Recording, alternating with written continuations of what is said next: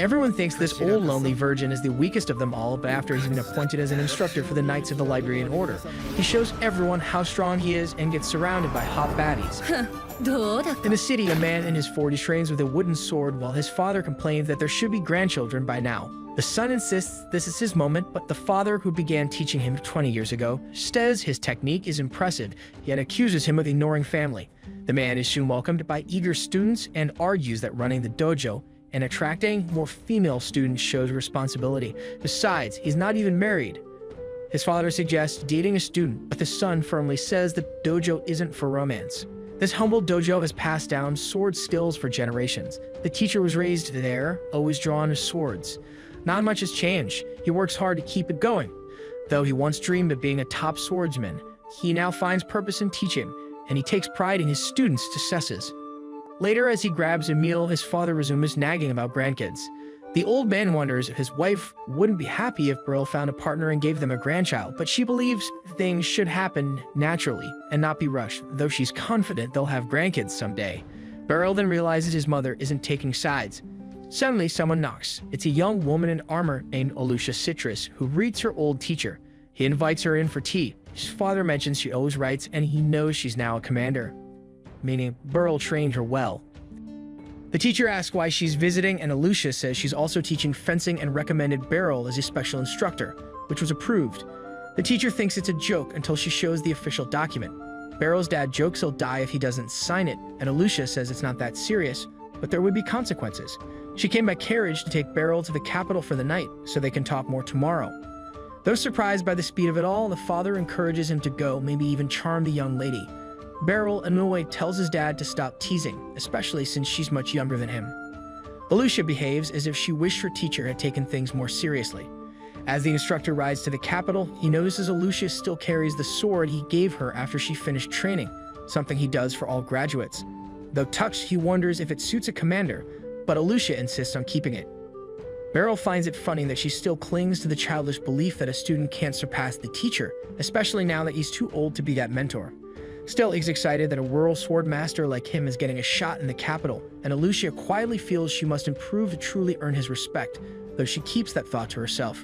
They reach Baltrain, and Beryl, dropped off at his inn, wanders the streets feeling his age. The next day, Alucia tells her troops she brought Beryl to be Order of Freedom's special instructor, admitting she can't even match him in skill.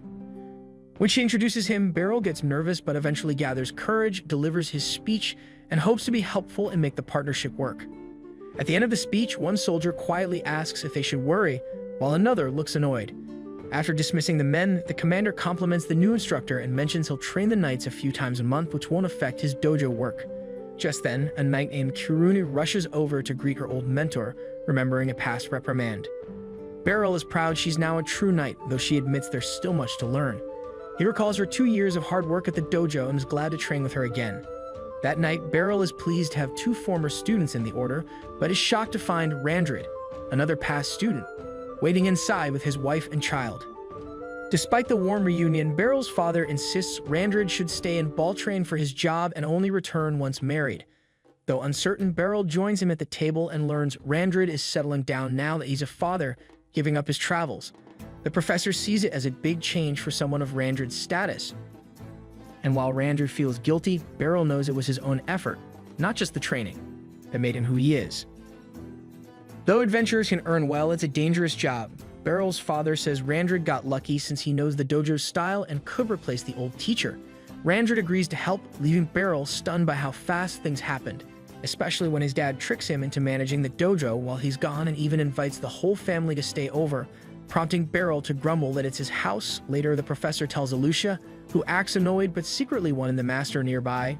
Beryl apologizes for bringing Randrid since the inn was pricey, and Alucia boldly invites him to stay with her, only for him to awkwardly decline like it was some strange joke, though she still offers lunch to get time with him. Just then, a woman on the street says the commander is walking with some coward-looking guy, embarrassing Beryl, who hides, thinking he's ruining Alucia's image, but Alucia has Lysander shut the woman up, though the gossip continues, asking why someone like that would be called master. Beryl then notices she has a black-ranked adventurer badge. Lysander faces someone unfamiliar, until she realizes it's Master Beryl. As expected, he doesn't recognize her. It's been 20 years. she reintroduces herself as Serena Lysindra, the girl he once took in and taught swordsmanship. The name sparks his memory of finding her lost by the river and training her. Grateful, Serena shares her success and wonders why he's with Citrus. The commander sharply explains Beryl is now an Order of Freedom instructor, and they're seeking a home for him in Baltrain. Serena, undeterred, says that as a former adventurer broker, she can help better than Citrus. They eventually find Beryl a place, and though he's grateful, he wishes they get along. They leave after saying goodbye, and he watches them go, thinking he's too old for city life, but glad his former students care. The next day, a powerful knight wins easily by snapping his opponent's wooden sword. After the duel, Lucius Citrus declares that Master Gardnet will take over as instructor. Rejecting the new teacher, a powerful knight claims only the strong can train members of the Order of Freedom and demands proof of skill. Beryl asks who he is, and Citrus reveals he's Hemblitz Drought, the Order's vice commander. Drought challenges the sensei, and Gardnet accepts to prove his worth. Though reluctant, Beryl enters the arena surrounded by doubtful knights, and he doesn't blame them. Drought mocks the commander's kindness, saying it can cause poor decisions, a point Beryl silently agrees with, though he hopes not to lose badly and embarrass Alucia. The duel begins with Drought attacking fiercely. Gardnet blocks every strike, aware that getting hit could be disastrous. He shifts his blade mid-block, counters, and strikes Drought's chin with a pommel. Concerned, he asks if Drought's okay, only making him angrier. They reset, and Beryl regrets hitting him, thinking it improper for a teacher. Before round 2, Drought warns he won't fall for another trick. Drought charges again, even harder, but Beryl defends well.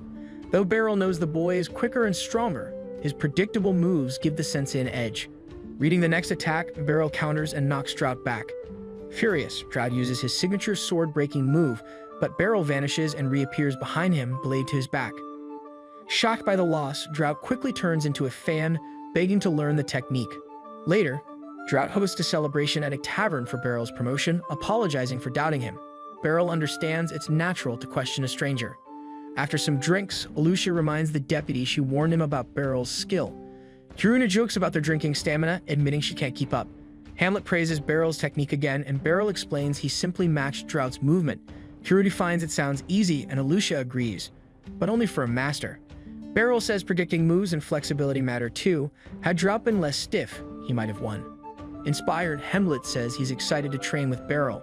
Meanwhile, in the village, Beryl's father thanks Randrid, who replies that helping Beryl succeed brings him joy. The elder believes his son deserves more than this village, and Randrid agrees, saying he's never met a better swordsman than Gardnet. A week later, Master Gardnet held another training session. Early on, he humbly paused his sparring duo to suggest one adjust their distance.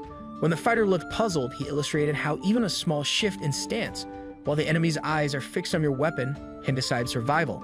Beryl saw how unusually focused everyone was, as though he shared something groundbreaking in its simplicity. Afterward, Hemblitz offered the instructor a towel, and Beryl figured their respect stemmed from his recent match against the famed Drought. Not long after, Kiruna asked if he had time to see the capital, unfamiliar with city life. Beryl thought it smart to tag along, and she seemed delighted to guide him. In that moment, he felt sure of his place, at least for now. Meanwhile, during a strategy meeting, a battalion commander was told the Order of Freedom's plans were approved and that a budget was needed. When asked about the new trainer, Lucius Citrus admitted he had exceeded expectations. Later, she considered how mastery of the sword could lead to leadership, though it came at a great personal cost. She couldn't abandon her master, recalling when she first met Beryl Garden. Her family had moved near his dojo after hearing praise for his teaching.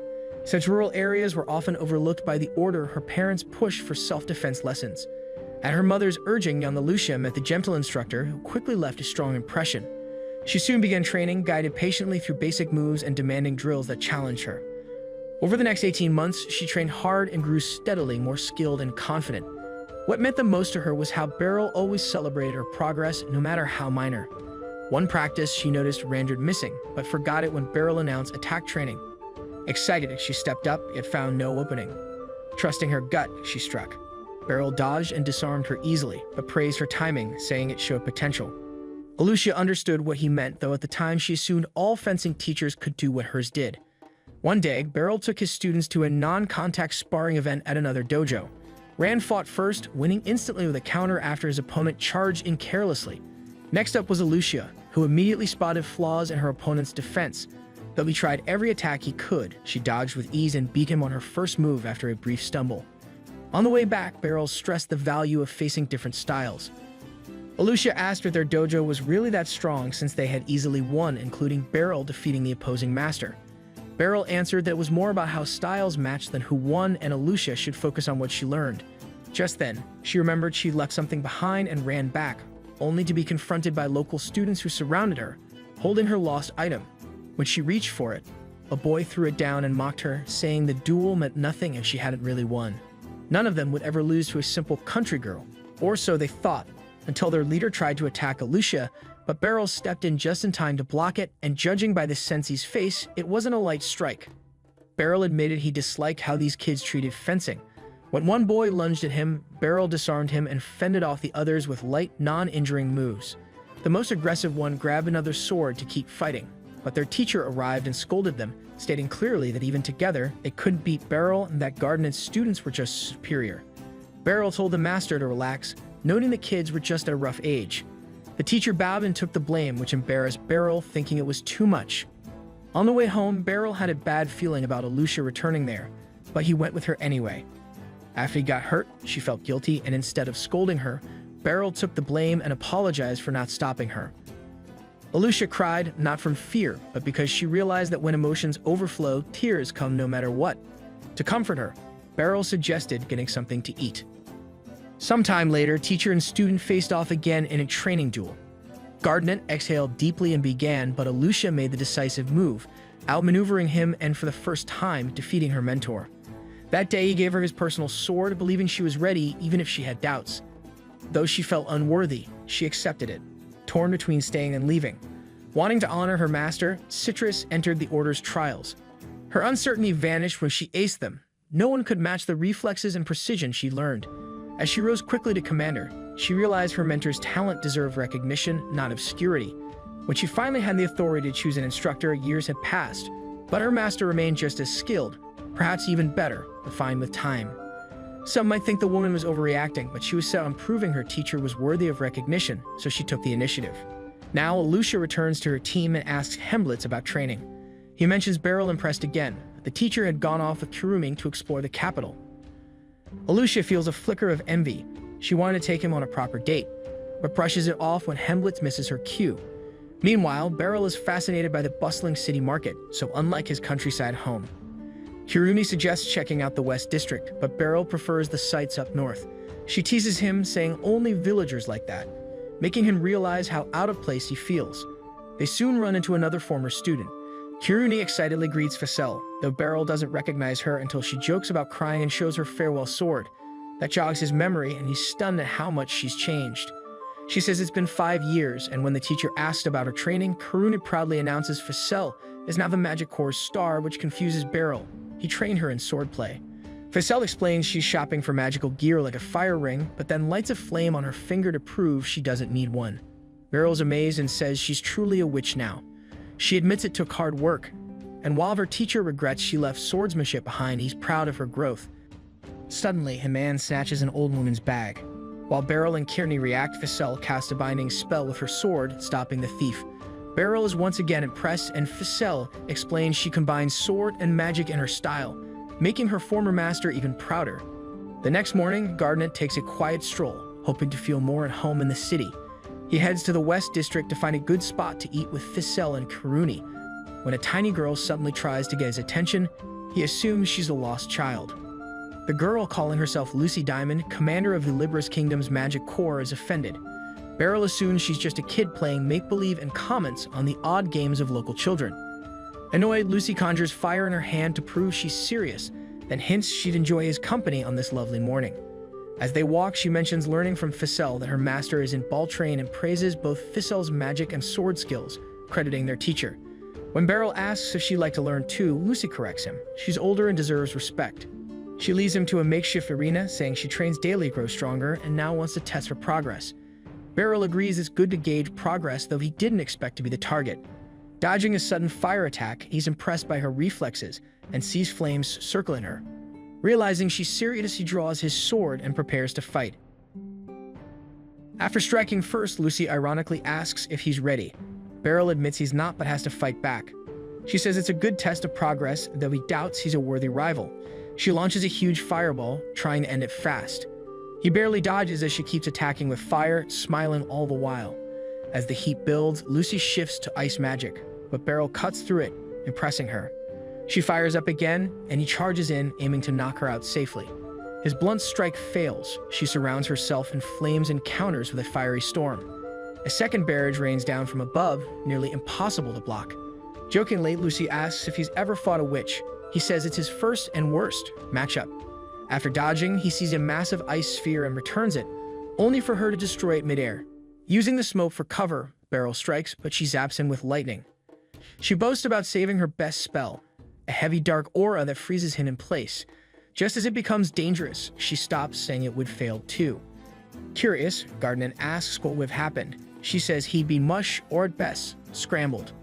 She admits he's strong and now understands why Ficelle respects him, but Beryl thinks she held back.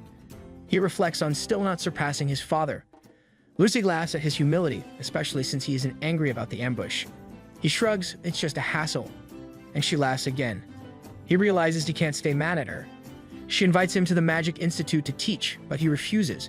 The next day, he's surprised to see Ficelle delivering potions from the Magic Core to the Order. Beryl finds the potions useful, especially the herbal ones he often relies on. Ficelle hands him a bottle, saying it's an apology from Commander Lucy, revealing that the young girl is actually a high-ranking officer. Shocked, Beryl listens as Ficelle explains Lucy uses magic to stay youthful, though her real age remains unknown. When Beryl brings up their earlier clash, admitting he nearly got taken out, Ficelle notes Diamond's rare skill. She can chain spells like few others. Alucia Citrus shows up to thank Ficelle for delivering potions before heading out. She and Serena Lysandra then ask Beryl to help train rookie adventurers per their guild leader's request. He's tasked with assessing and prepping them for their first dungeon. Beryl reflects on his old adventuring dreams, how loot seemed promising, until a monster crushed him. He warns dungeons are dangerous, but Lysandra is confident they'll be safe under his watch. Alucia, hesitant but practical, sees it as a chance for him to grow. Despite agreeing often, the tension between her and Lysandra confuses Beryl. Alucia eventually urges him to hear the guild leader out, reminding him that special instructors work independently. Lysandra takes him to meet the leader. Surprisingly, Lucy Diamond is already there sipping tea. She knows the guild head, who introduces himself as Nidus. Trusting Lysandra and the twin dragon blades, he believes Beryl is fit for the job. Lucy adds her own recommendation. Feeling sidelined, Beryl realizes his opinion barely matters. Nidus introduces Megan, his aide, who wants to clear something up despite Beryl's backing. Megan thinks it's risky to let a rookie join an assault team. Beryl, half embarrassed and half relieved, silently hopes this gets him out of it. But Lysandra accuses Megan of disrespect and Lucy questions his trust. Megan says decisions are made as a group, and with odd monster sightings lately, Beryl must prove himself by dueling Lysandra and the twin blades. Beryl is stunned, but the others support it. Nidus asks if he's willing, and Beryl nervously agrees. The adventurers' leader hauls the master to the headquarters training grounds, where members are shocked to see the renowned Lysandra facing off against an unknown middle-aged man. Beryl, already regretting being there, remembers Lysandra is a top-tier adventurer. The girl, excited to finally spar with her master, recalls a childhood memory, riding a carriage packed with goods worth years of income. Her merchant parents hoped to give her a better life, but their journey was cut short when a monster attacked, killing the coachman. Her mother, Serena, urged her to flee, but the beast overturned the carriage, sending Serena over a cliff into a river.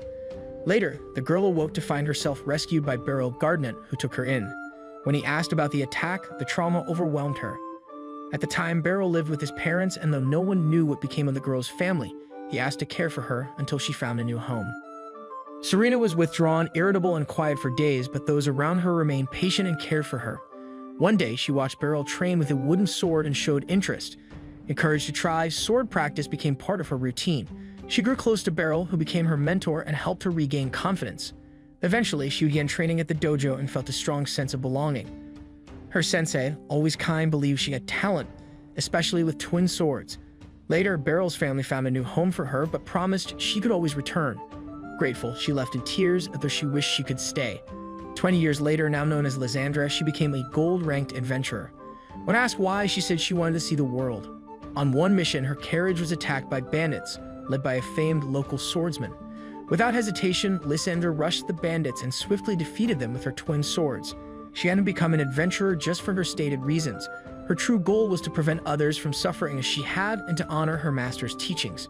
Now standing before the man who changed her life, Serena, she greeted him just as she did in her youth, and he smiled, touched by her memory. But she was no longer his student. He chose to honor her with a worthy duel. Lysandra struck from above with her wooden blades, forcing Beryl to defend against her impressive speed. Though he expected her skill, her speed still surprised him. Lysandra, thrilled by the chance to fight her master, struggled to land a hit, knowing full well she might not succeed even at her best. Yet the chance to face him with her current strength made her smile. Beryl studied every move, impressed by her stamina and dedication. But then he found an opening. He caught her left blade with his own and disarmed her, using the moment to pin her to the ground. After declaring victory, the adventurers cheered, impressed by the duel. Nidus admitted it was amazing, and Lysandra, as usual, praised him, though he confessed he would have lost if the fight had lasted 10 more seconds. He realized the girl hadn't mastered her left hand yet, and she agreed she needed to train it to match her dominant one. Lucy arrived laughing, seeing the instructor lecturing an advanced class, while Megan apologized for doubting Garnet.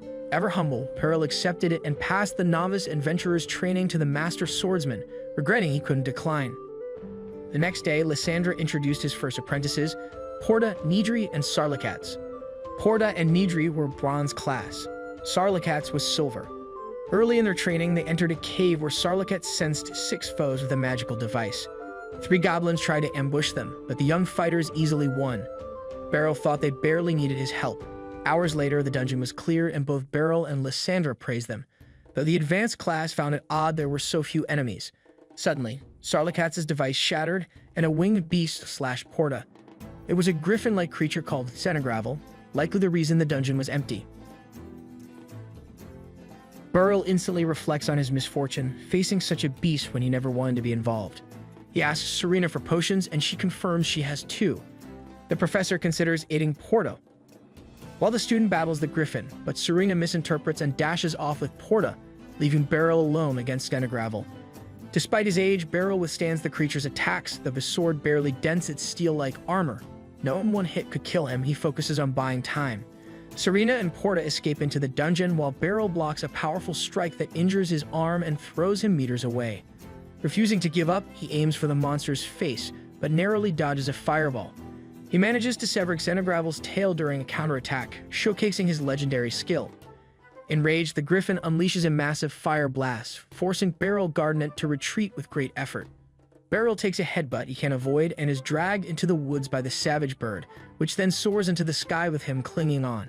After freeing himself by circling the creature's body, Garnet finds himself dangerously high, but through grit and patience, he hangs onto its feathers until he's finally dropped back to the ground. Furious, the Cenegravel unleashes a roar that turns the surrounding earth, including Beryl's spot, into molten lava. Beryl leaps to a nearby rock, noticing the lava creeping into the dungeon where his friends Nidri and Sarlikats struggle to save the injured Porta. Hearing Nidri's desperate cry, Beryl realizes he must act. Carefully stepping across the searing surface, he aims a deadly strike at the bird.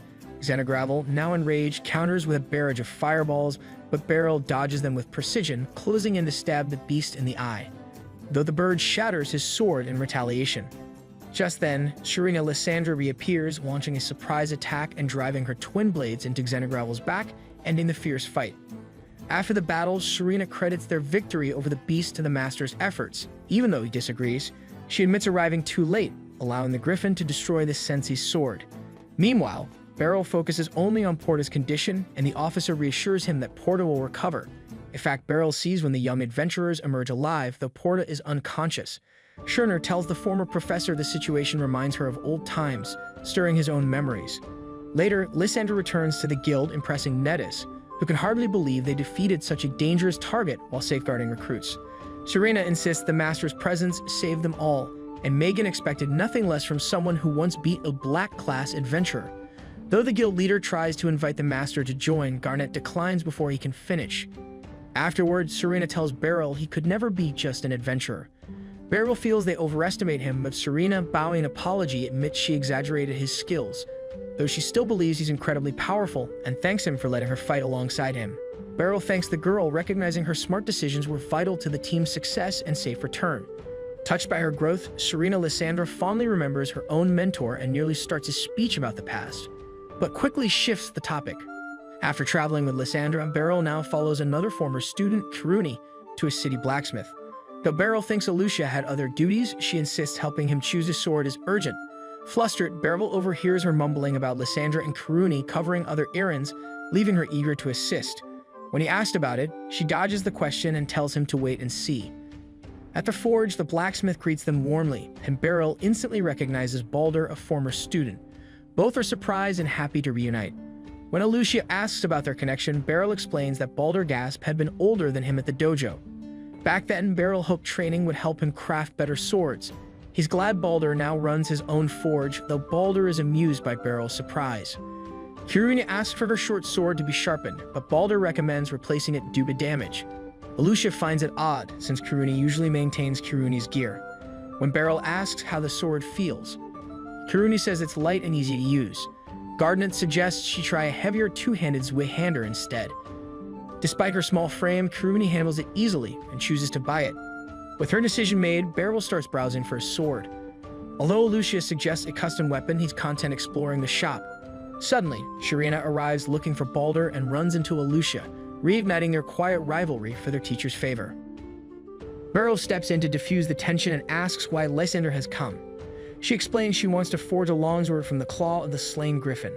Balder, surprised it's Xenogravel, questions the need for another weapon, but Lysandra says it's a gift for her master, who's greatly helped her. Beryl thinks she deserves to keep the claw, but Alucia argues the order should have supplied better equipment. Still, Lysandra insists, feeling indebted for past mistakes. As Gardnet considers, Balder suggests accepting and Beryl agrees, pleasing Serena but disappointing Alucia. While Beryl examines the rare material, Balder's expression shows he hopes for something grander than the simple sword Beryl requested. Balder asks for a week to craft the weapon, and just as Beryl expects some free time, Kiruni drags him to the training grounds. Since he recommended the two-handed sword, he now must teach her. He explains this Zweihander's power comes from wide, swinging strikes using momentum, not just strength, and highlights the ricasso for balance. Kiruni struggles until Beryl advises moving from the hips, after which she improves quickly, reminding him of her early days. That evening, Beryl heads to a tavern to relax and celebrate her growth. Afterward, while wandering the streets, a hooded girl tries to pickpocket him. She summons a giant fireball to escape, leaving behind a necklace Beryl finds and inspects curiously. Meanwhile, the thief flees to a hidden den where she's scolded but defended by her companions. At the training hall the next day, Kiruni practices with her greatsword while Hemblet spars with Beryl, still unable to land a hit. Trying a feint, Hemblet aims for Beryl's abdomen, but Beryl counters and wins again. Hemblet thanks him for the lesson and Beryl acknowledges his progress. Hemblet then praises Kiruni's bold weapon switch, noting her potential and how vital it is for the Knight's order to strengthen for a raid on the Twilight Thieves, who've been stirring up trouble in the capital. Though he jokes Beryl could handle them alone, Beryl has no interest in such work. Still, he recalls the ring he took from a pickpocket, wondering if it might help the investigation. Kiruni, seeing it, assumes it's a gift, and Hemblet plays along.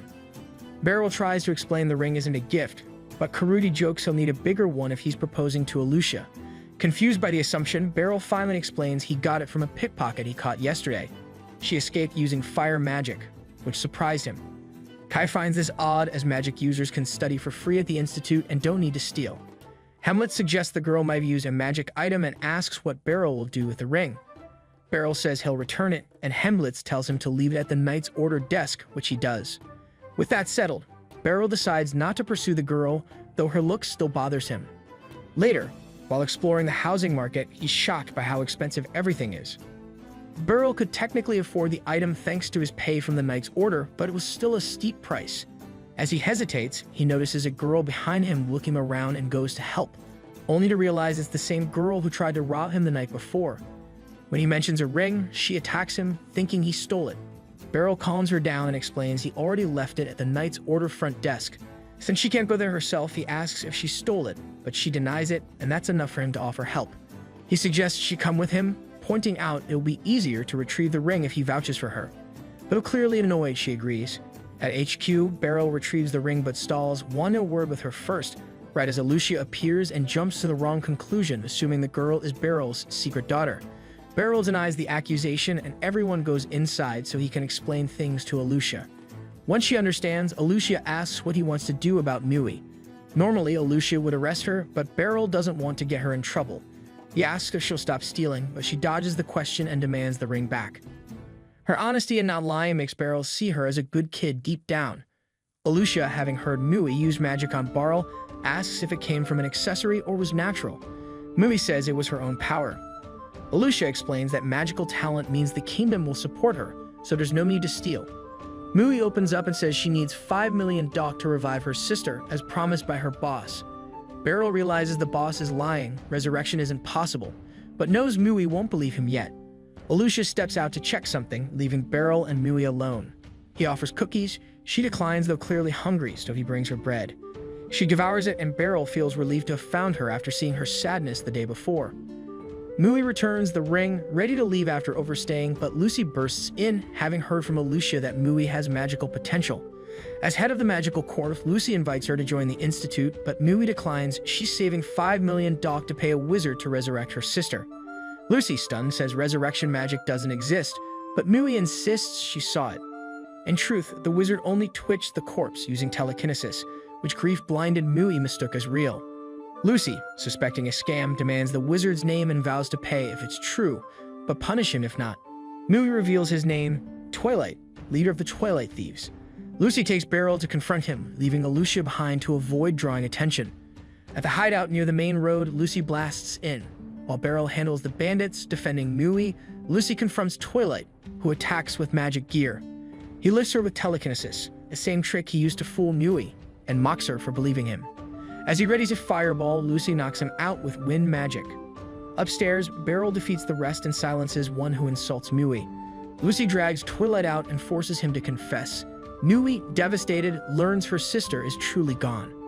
The knights arrive to arrest the gang, but Alucia notes Twilight's gear hints at something bigger. From afar, a cloaked figure triggers a device that kills Twilight and reports to the Pope, who's pleased. The loose end is gone, and the corpses will serve his dark plans. The next day after training, Alucia pulled the master aside to share news. Twilight had died during transport to prison, mysteriously exploding and leaving only his enchanted implants behind. These are now under examination using the magic core. Witnesses, including Twilight's own crew, were clueless, confirming Lucy Diamond's theory that someone else had been controlling him. Meanwhile, Beryl picked up his custom sword, forged from the bones of a named beast. Though he found it a bit flashy, Kiruni insisted it matched him well and even made her uneasy just sensing its edge. Accepting this, Beryl decided to try it out. On the way to the training hall, he admitted he never felt at ease wearing a blade. Then they bumped into Lucy, who needed the master's attention, forcing Kirin to miss the sword's debut. The professor headed to Lucy Diamond's estate, where she mentioned encouraging Mui to join the Magic Institute. Over tea, they were joined by Ibroy Howman, a priest from Sveen, neighboring Fenugarvania. He and Lucy explained that all of Twilight's magic gear came from Sveen, embedded by Bishop Revios' man Sarlian, who had hired Twilight to collect bodies. Once Twilight was captured, he was likely disposed of through magical control. Revios had been collecting bodies, chasing what he called the miracle of Sveen, what others know as sorcery. Lucy explained that this miracle, believed to be resurrection, is said to be a divine act only Sveen, the true god, can perform, though it's widely regarded as myth. Still, Revios is obsessed with proving it's real. Action is needed, but it's tricky. He's currently at the Sveen Church in northern Liberus, and the Order plans to summon him tomorrow. If he flees home, reaching him will be nearly impossible. That's why swift action is key. A direct clash with the Church could spark an international crisis, and as a lowly priest, I can't challenge a bishop. That's where Beryl Gardnet steps in. He also hoped this mission might lead him to Mui's sister's body, giving the girl closure. With that, the swordsman accepted the job. Just as he ran into Mui, arriving with supplies Lucy requested. He was relieved to see Lucy caring for her and noted how much she'd grown. Mui felt something stir inside her, still unsure why this man showed her such warmth. Lucy softly said that it's normal for adults to care for kids. Still, Mui was confused. She'd once tried to rob the professor, yet now they offered her shelter. Sensing this, Beryl told her not to overthink it and to focus on feeling safe, as no one here meant her harm. She had a future worth embracing. Mui, still cautious, began to trust a little, moved by their kindness. Though overwhelmed, she pushed herself to stay strong. Meanwhile, Revios received a long-awaited delivery, and Beryl closely observed the bishop. While tailing him, a cloaked man stopped Beryl in the street, revealing himself and accusing him of Twilight's ruin. Beryl suspected he was a knight under Sveen, and he was right. The man summoned backup and retreated, leaving 3 soldiers behind to confront Gardnet. Calling on Xian's power, they enhanced their bodies and attacked, putting Beryl in real danger. Forced to respond, he dodged and cut one down, realizing the true power of his new blade. Two more struck, and soon 3 others joined the fray. A sudden surge of magic ripped through the battlefield, scattering the attackers and saving Beryl. Facel appeared, spell ready, rushing to aid her former master, with Kiruna close behind, sword in hand, charging the enemy. They claimed they were just passing by when they saw him in danger, though Beryl doubted it. Still, both fought fiercely, cutting down soldiers with skill and strength. As the knight's enhancements wore off, reinforcements arrived, but the women insisted they could handle it. Trusting them, Beryl resumed his mission and entered the church, where Bishop Revios awaited with the enemy commander. Revios ordered the man Spur to eliminate Beryl, then invoked his god's power. The supply crates burst open, revealing corpses that rose as undead. Horrified, Beryl recognized one, Mui's sister, unmistakable with her necklace and blue hair. Disgusted but resolute, he struck down the zombies, their bodies vanishing in blue flames until she finally came close, impossible to ignore. Instead of unsheathing his sword immediately, Beryl embraces the girl, grieving what she's become. Only then does he sever her neck, offering her the same mercy as the others. She slowly crumbles away like ash in the wind, consumed by the same blue flame, leaving only the necklace she once shared with her sister. Beryl keeps it, along with the heavy remorse of being part of such a tragic moment. Spur, however, remains entirely unmoved. He even begins to pray, summoning divine power to strengthen his body for the coming battle. When finished, he charges at Gardenet with frightening speed and displays overwhelming might. Despite the relentless barrage threatening his life, the experienced professor manages to stand his ground. To Beryl, this fighter surpasses Serena's agility and Hemblitz's force, a deadly mix for any opponent. As if things couldn't get worse, one of Spur's strikes actually injures Beryl, something that hasn't happened since he joined the Order. It's clear now he's truly in peril. Still, he refuses to let someone who plays with human lives go unpunished. With a sudden surge, Beryl rejoins the fight and hits Spur's arm. Though wounded, Spur vows not to fall, claiming divine protection shields him. Then, disturbingly, he stabs his own arm with a dagger, growing even more powerful. His fury intensifies and a twisted delight appears on his face. Beryl is soon covered in cuts, his limbs slashed repeatedly, but sheer willpower keeps him upright. Spur launches a head-on strike that grazes Beryl's shoulder, but Beryl's counter lands hard. With room to strike, Beryl slices a deep wound into Spur's arm and slashes his chest, halting the knight's next attack. Blood pours, but Spur props himself up with his sword instead of falling. Beryl is stunned, he's still standing. Spur charges again, but blood bursts from within him as his strength fades. Still, he advances like a doomed man until his sword slips and he finally collapses. Beryl condemns his path, but Spur claims the old man would never understand, something Beryl silently agrees with. With Spur down, Beryl exits the church to find his old students and a captured Bishop Revios, who insists his defeat means nothing. The bishop warns that only divine miracles can save Fenugarvania. The next day, Gardenet arrives at Lucy Diamond's, where she already knows what happened. Beryl regrets failing Mui, but Lucy dismisses his guilt and brings him to a house she's gifting him. Inside, sweeping the floor, is Mui, alive. She's finally chosen to go back to school. Now the only question is whether she'll stay with Beryl, something that completely blindsides the professor. Because Mui needs a parent or legal guardian to register, Beryl could sign the forms. But he could do more than that. He could truly become her guardian, her father in every meaningful way. After dropping that revelation, Lucy tells Mui what Beryl did for her the night before. It's time, she says, for the girl to believe that some adults still care. Hearing this, Mui walks down the hall and asks if she can have a room. But before anyone replies, she walks in like it's already hers. That's when Beryl understands he's just become a dad. His smile says everything. There's no going back.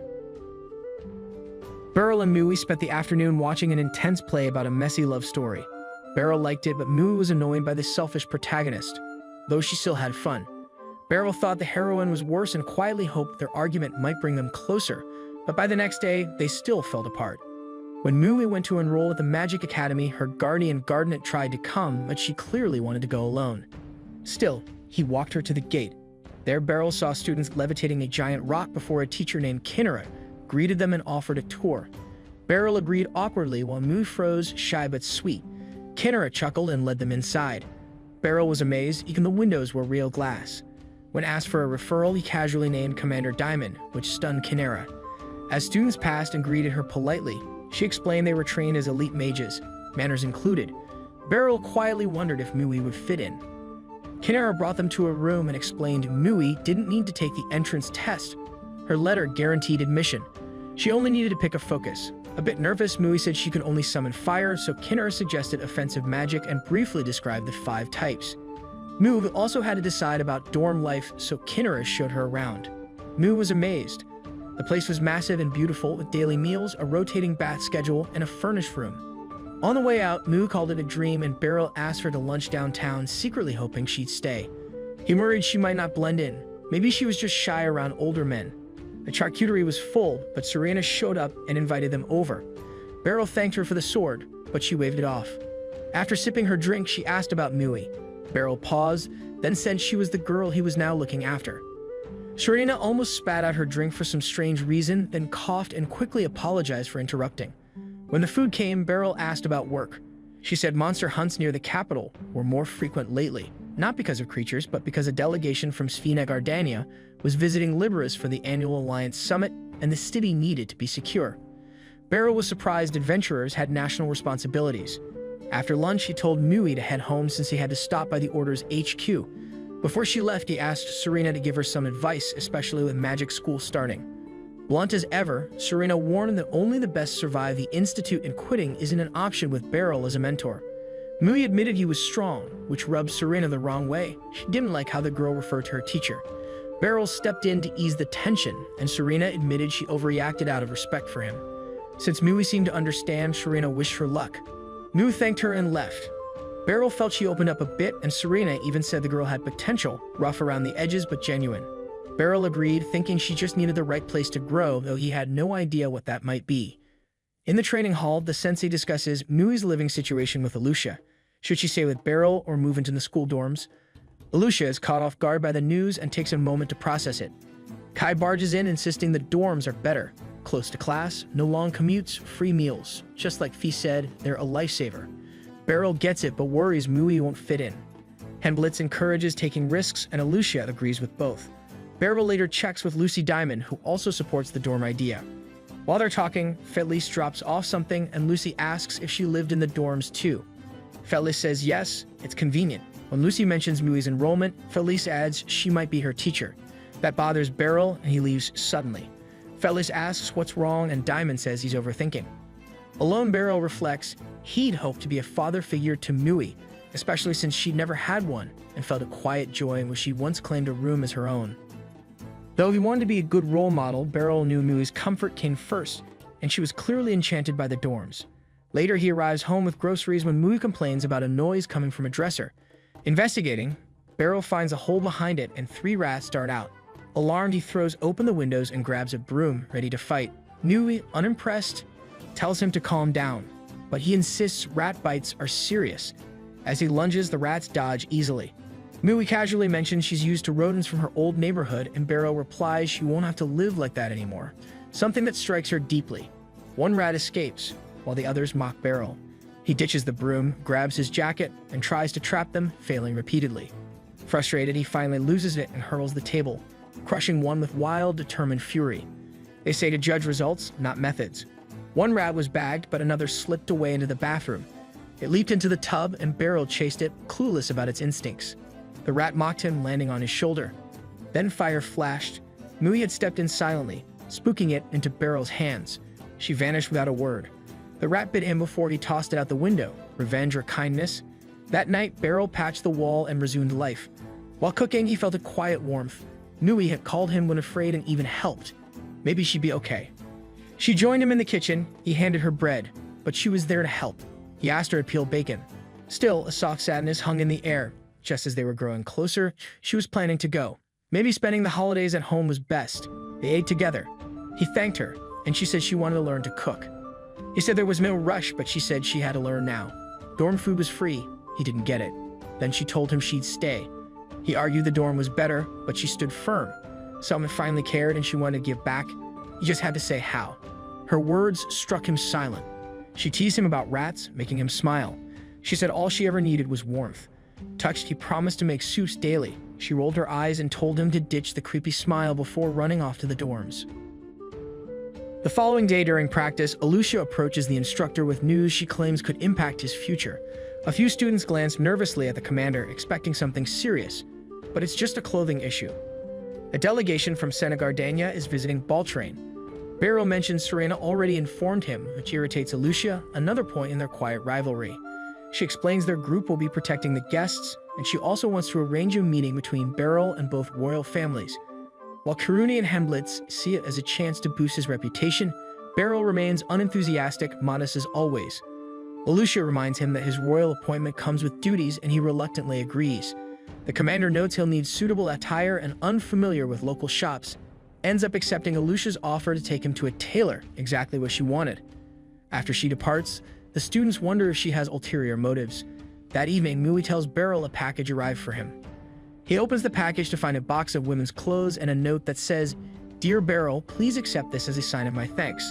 There's no signature, and Beryl suspects it could be from Father Abroy. Mui notes the frilly outfits aren't really her thing, but her dad laughs and encourages her to browse. There's plenty to pick from. Over dinner, he shares that he's been assigned to protect VIPs and needs formal wear for an outing with Alucia. He invites her to join, but she instantly declines.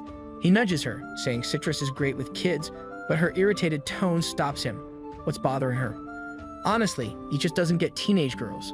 The next day, Beryl meets the commander, who swapped armor for casual wear. The professor compliments her looks, leaving her flustered. They head to the tailor, trailed by Hemblitz and Kiruni, who try to stay hidden.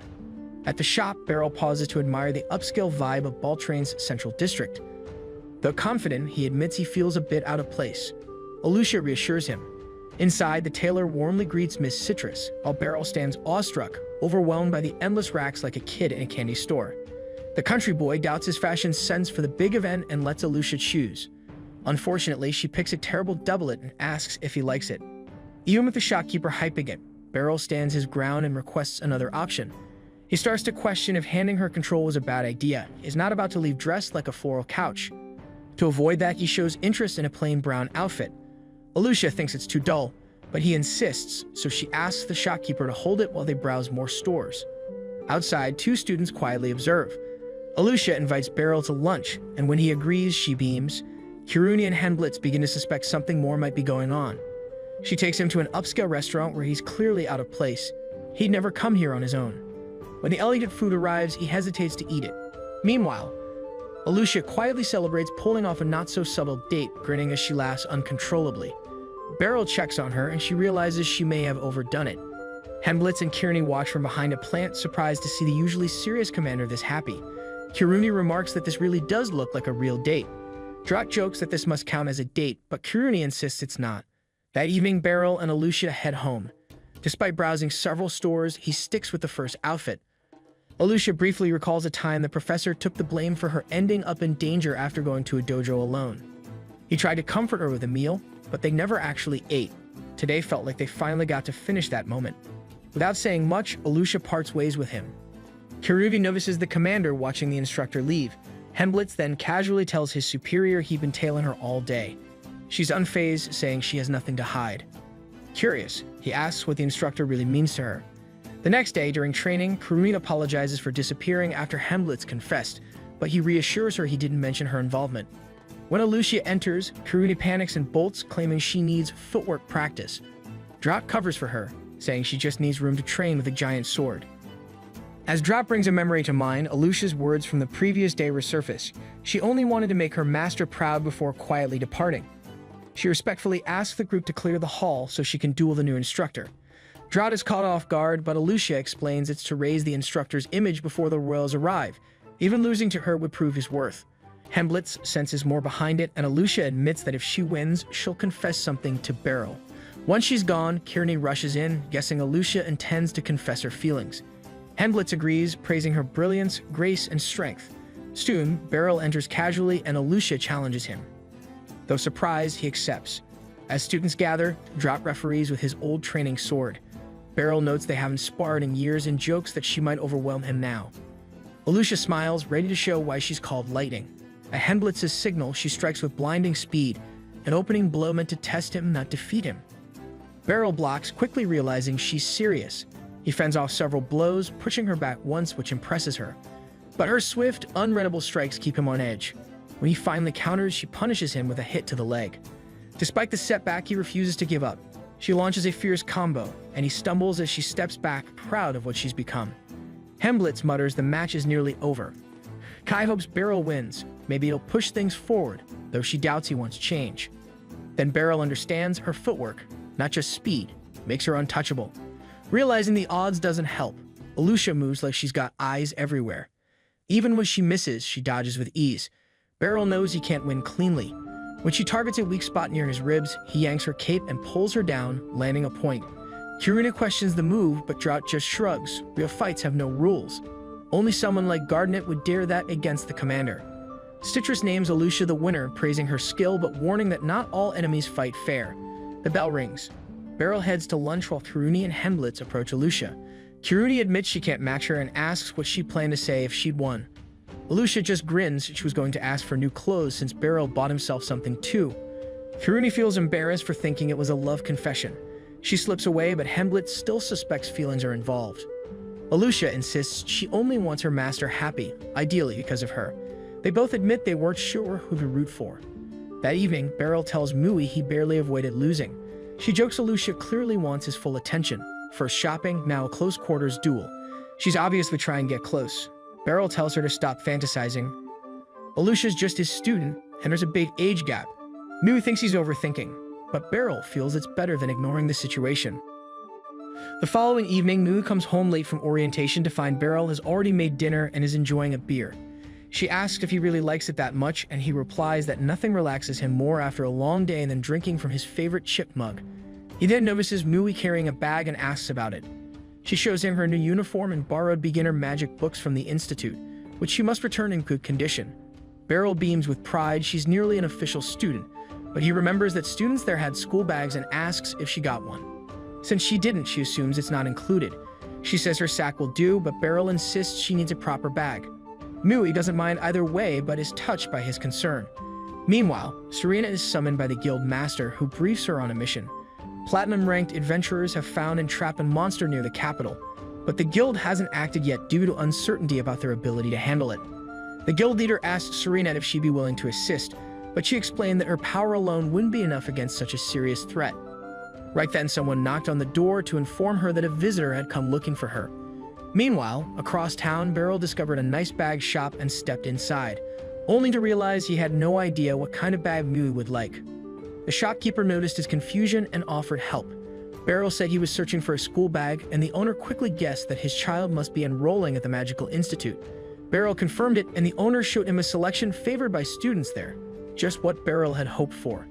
He picked one up and said he'd take it, but then learned it cost 95,000 DAC. Stunned, Beryl was speechless.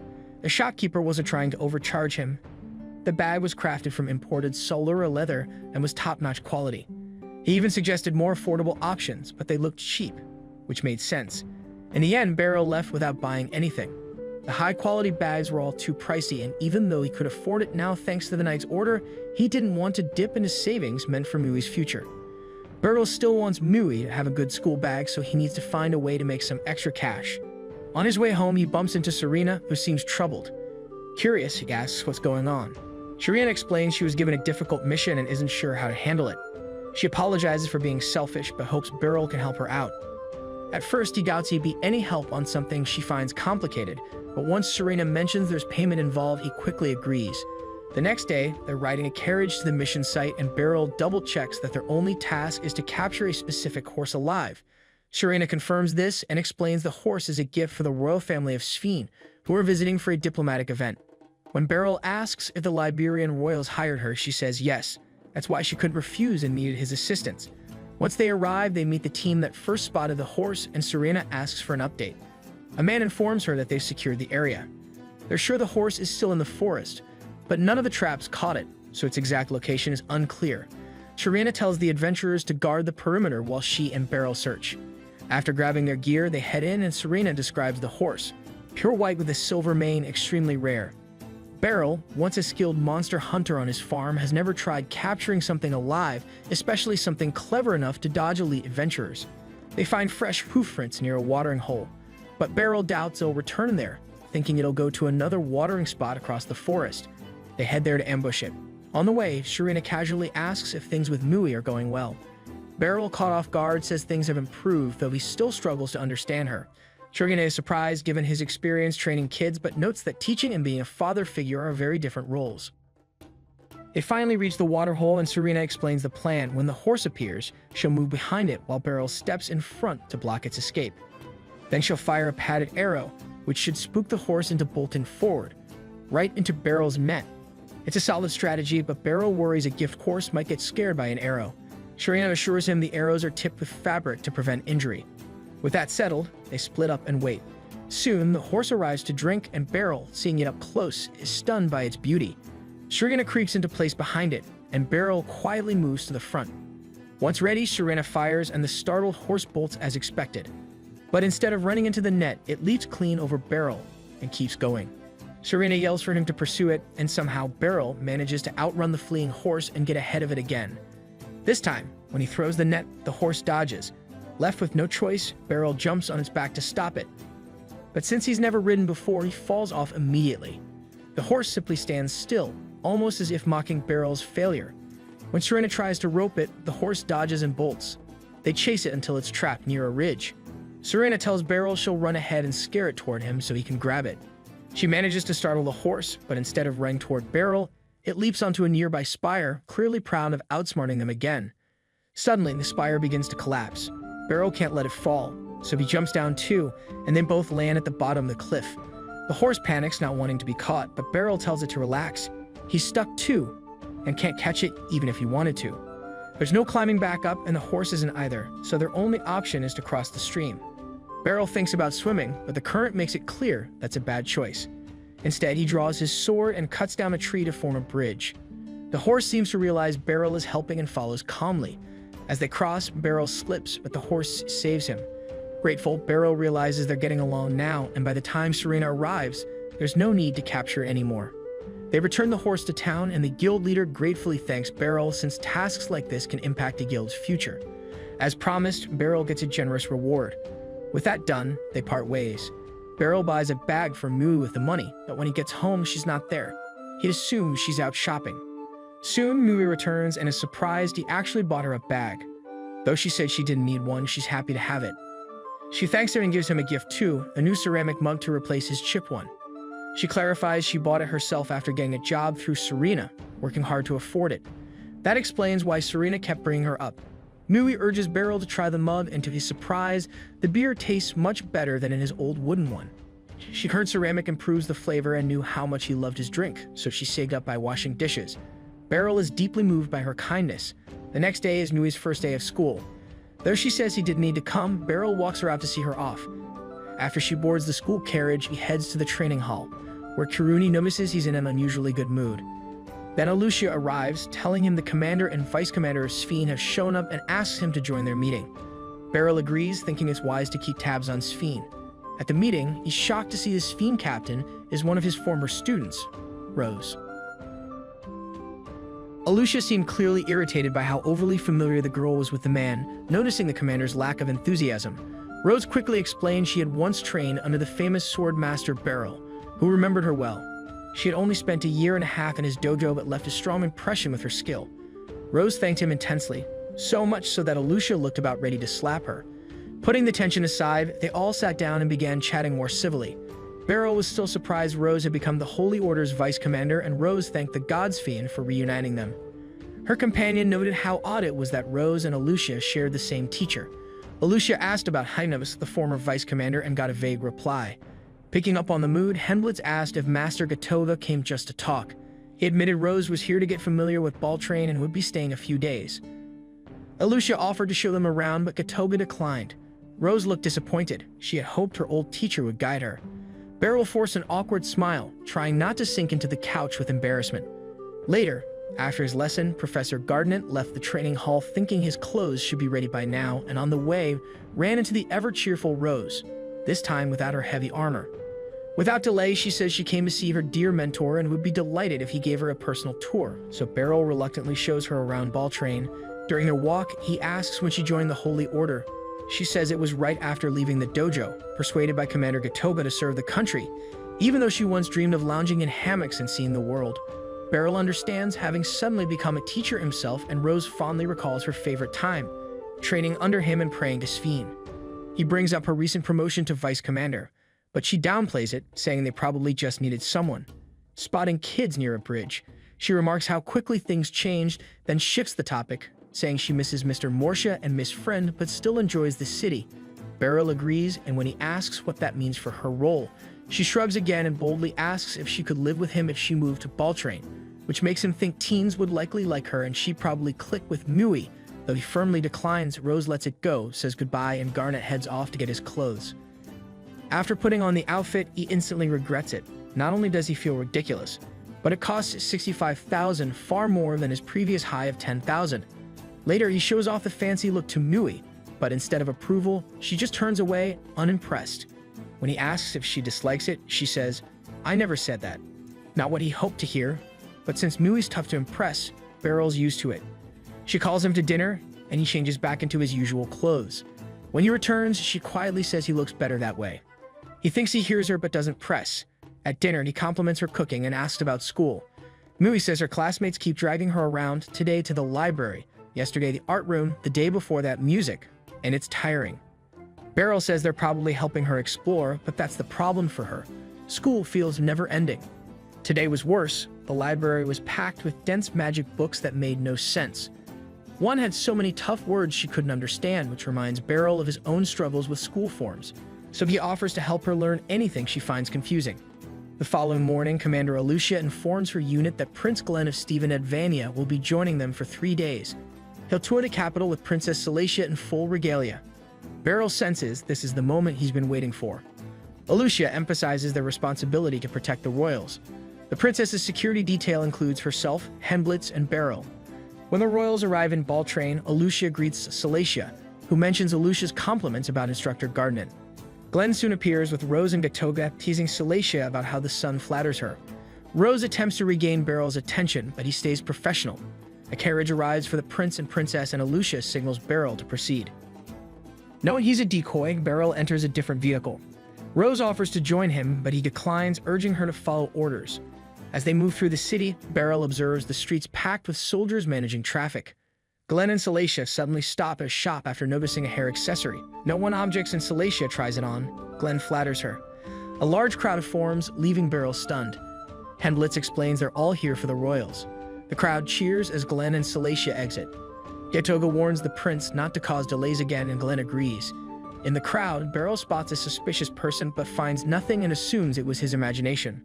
Later, they're welcomed to the castle with a feast. During lunch, Beryl tells Alucia and Henblitz he felt a threatening presence earlier. Though unsure, Henblitz tightens security.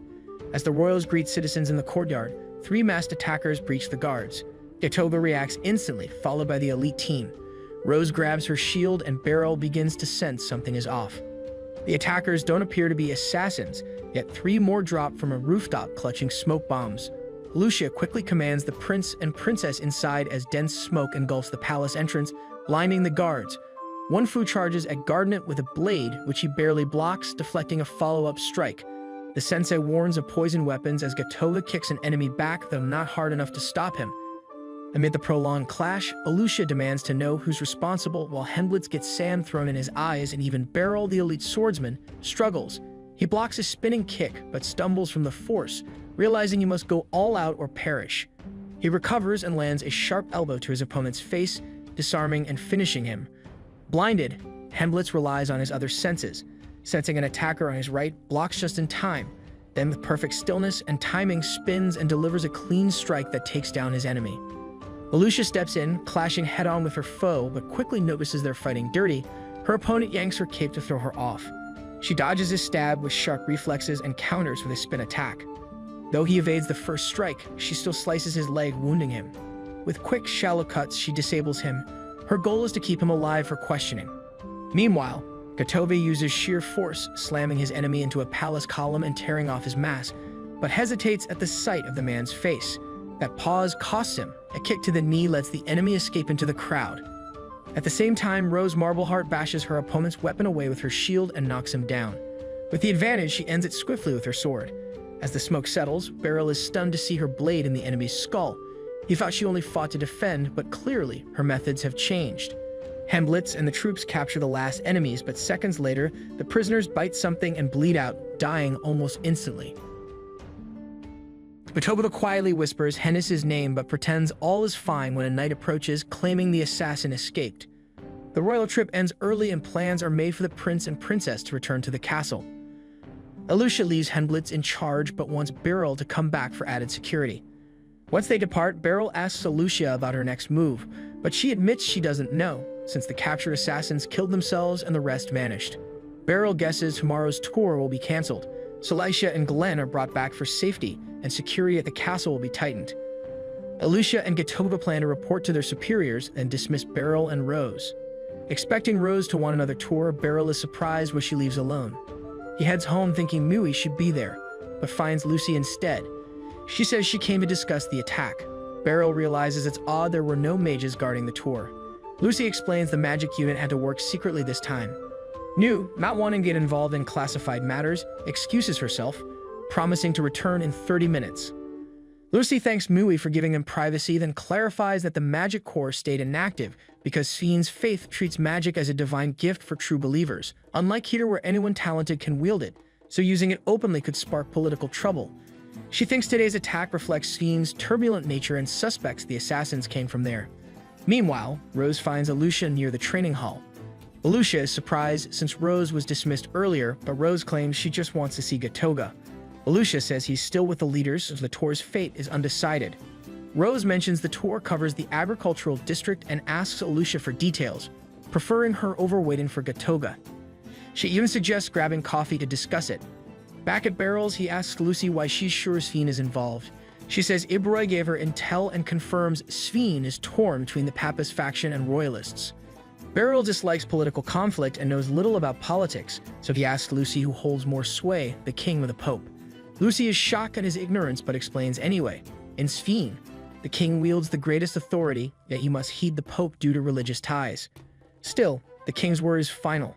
Today's attack likely came from the pope's supporters seeking more influence. Beryl doesn't see the point in killing Prince Glenn since another prince would replace him, but Lucy clarifies that Glenn's brother Felix is fanatically loyal to the church and could hand power to the pope. Meanwhile, in town, Alucia finishes briefing Rose about tomorrow's route, but Rose asks about Beryl as her former teacher. Intrigued, Alucia stays to listen. Rose didn't train long with Beryl but was instantly captivated by his swordsmanship. Alucia relates knowing Beryl's skill firsthand. Rose recalls training under him years ago and wants to hear Alucia's stories. Alucia shares she was young then and didn't grasp his true greatness, though his praise probably aimed to inspire her. When she finally mastered Beryl's sword style, he declared her graduated and that was her last day training at his dojo. Rose can tell Alucia is fond of Beryl from how she talks, but he's still as relaxed as ever. Spotting a lost boy on the street, Rose approaches and asks if he's okay, though startled. He explains he lost his mother. Alucia suggests taking him to the guard station, but Rose thinks his parents must be close since he's clean, not exhausted, and not crying yet. Alucia agrees and they decide to look nearby. Rose asks his name, Ritter, and what his mother wore. He says she has long hair and a red fluffy outfit. Impressed by Rose's way with kids, Alucia searches, but Rose simply shouts for the mother to come get her son. Meanwhile, back home, Beryl begins to piece everything together and it finally makes sense to him. All the captured assassins immediately killed themselves, and the only other time he'd seen such resolve was when facing the bishop's knight. That alone suggests the killers won't stop after failing once, so another strike is likely tomorrow. Just then, Mui comes home, prompting Lucy to wrap up their talk and say goodbye. With nothing else to do, Beryl asks Mui if she wants to start dinner early. Meanwhile, in town, Alucia and Rose find Ritter's mother, and after her heartfelt thanks, she leaves with Ritter. Alucia admires Rose's fondness for kids. Rose explains she often helped at an orphanage where parents supported and believes children are our country's future. Alucia agrees, and as it's late, she says she must return to headquarters and they part ways. The next morning, the knights gather again, and Alucia announces that despite the attack, the tour with Glenn and Celicia will continue as planned, shocking Beryl, who's certain the assassins will strike again. Alucia later tells him it's Prince Glenn's decision and canceling would damage his standing, so he must proceed despite the danger. As the convoy prepares to depart, Glenn pulls Beryl aside and reveals that one of the attackers was Hennis, his old vice commander who vanished before Rose took over, making the attempt on Spheen's prince even more tangled. Gotobeda demands to handle Hennis himself if he appears again today, and Beryl, after confirming Koba already briefed them yesterday, lets him do it. When Glenn and Salacia reach the farming district, Glenn is struck by the vast wheat fields, and Beryl, seeing such farmland for the first time, is equally stunned. Kirudi mentions it looks nicer on sunny days, so Beryl plans to revisit on his day off. The convoy halts and Gatoba opens the door. Glenn insists on sticking to the plan to protect Salacia, despite the risk. They gather to inspect the wheat to avoid seeming afraid after yesterday's attempt on Glenn's life, even though almost no one is around. Suddenly, an arrow narrowly misses Glenn. The ambush is back, with archers hidden in the crops. Knights shield Glenn and Salacia, while sword-wielding attackers close in. Beryl cuts down assassins. Noticing one gets shot by his own side's arrows, their archers are so reckless, they hit allies. Using the corpse as cover, Beryl keeps fighting but struggles against the rain of arrows and blades. Kiryu also falters, letting an assassin slip past, but Henblitz stops him just in time. Beryl orders Alucia to escort Glenn and Salacia back to the carriage for better protection while he handles the enemies. After carving through more foes in the woods, Beryl runs into Rose, who praises his strength. Thanking her, Beryl draws his sword to end it once and for all as they prepare to duel. Beryl questions Rose if she betrayed her comrades, but she says knocking them out was enough to finish her task and she can't do the same to Beryl. She asks how long he's known, and Beryl admits he's doubted her since she killed the assassin at the theater instead of disabling him, suspecting she meant to silence him and noticing she let more assassins slip past her post. He asks if Glenn becoming king is really worth this chaos, but Rose insists her cause is justified and asks what he'd do in her place, with her homeland falling apart and children starving. Beryl can't answer, but as her mentor, refuses to let her stray further. Rose argues she's saving lives, but Beryl believes the children she wants to protect wouldn't want her to shed blood. Realizing she can't change his mind, Rose draws her sword, but Beryl promises they'll talk properly once he stops her. Meanwhile, back at the carriage, Glenn and Salacia are still shielded by the others, but an assassin Henblitz faces powers up with magic. Alucia urges calm and for everyone to fight on, while Kiruni fears for Beryl but knows they must trust he'll manage alone. Without their knowledge, Beryl is dueling Rose in the forest, but he holds back, unwilling to injure her. She mocks him, questioning how he'll stop her if he won't strike, but he insists it won't be simple for her. Watching her footing in the mud, Beryl predicts her heavy swing and dodges, leaving her exposed. He could have killed her, and Rose realizes she's outmatched. Still, she won't surrender because if she fails, the orphans will die. Beryl is stunned when she reveals the Pope has taken the children hostage to force her compliance. Though Rose claims it changes nothing about her mission to kill Glenn, Beryl's demeanor shifts to rage for the first time, though not directed at her. Rose admits he has every right to blame her. Despite wanting to spare her, Beryl resolves to end this now. Rose rushes him, but he parries and counters even as her shield complicates his attacks. She manages a minor cut on his face, but her shield both guards her and limits her own offense. Beryl presses in, but her defense leaves few gaps. Beryl struggles to read Rose's attacks since her shield blocks his sight, but he finally spots a gap. When she lunges again, he shifts and awkwardly deflects, exposing her completely. This time, he doesn't hold back and slices her chest, blood splattering as Rose accepts she might really die like this. She always knew Beryl was strong, but didn't expect such a move. Beryl confesses it was pure instinct and wouldn't have fooled her twice, so he had to end it quickly. Begging him to finish her, Rose wants to die by her master's hand, but Beryl refuses, wanting her to live and pay for her crimes since he partly blames himself for her downfall. Gatoba suddenly arrives, horrified at her state, and uses magic to stop the bleeding. He says he handled the archers, but followed Rose when she left for the woods alone. Curious, he asks what happened. Beryl explains Glenn and Salacia got away safely, but admits he struck Rose down because she helped plan the assassination, shocking Gatoga. Rose confirms it, and Beryl adds the Pope forced her by threatening orphaned kids. Gatoba is disgusted that the Pope would risk innocent kids' lives, but given how easily his assassins die for him, it's no surprise they'd disregard children too. After hearing Beryl's update, Gatoga insists their main goal is rescuing the kids, but first he asks Beryl a favor. He'll claim Hinez masterminded everything and that Rose was hurt fighting him. Rose jokes he'll get into trouble for lying, but Gatoga says if the truth spreads, Rose might face execution, which he won't allow. Beryl wonders why Gatoga protects her, and Gatoga reveals Rose is his stepsister. They grew up together, so he must keep her safe. Beryl is shocked but promises not to betray Rose. Curious, he asks whose side Gatoga's on. Gatoga, as Knight Commander, stays neutral but personally supports Prince Glenn. Rose doesn't trust the royals since the Pope told her they framed Bishop Rivios. Beryl asks about it and learns Rivios supposedly twisted scripture and broke taboos, but Beryl confirms Rivios was truly guilty. He personally caught him using corpses to attempt forbidden resurrection. Rose, stunned, realizes the Pope deceived her. She starts doubting if his claim about rescuing the children was also false. Beryl, unfamiliar with the Pope, suggests Rose rethink trusting him. This pains Rose, realizing her efforts were in vain, but she vows to survive until she sees real justice and atones for her mistakes, though she's still badly wounded. Gatova picks her up to bring her back, assuring Beryl he'll protect her but warns him to keep this secret because it's dangerous. Meanwhile, Alucia, Kiruni, and Henblitz defeat the assassins near the carriage but stay alert for more. Alucia tells Henblitz to guard the carriage while she searches for Beryl, but he appears just then, explaining he fought with Rose in the forest to cut down the attackers and she was injured, so Gatova is taking her to a healer. He believes no more assassins will come soon. Alucia arranges fresh horses to head home quickly.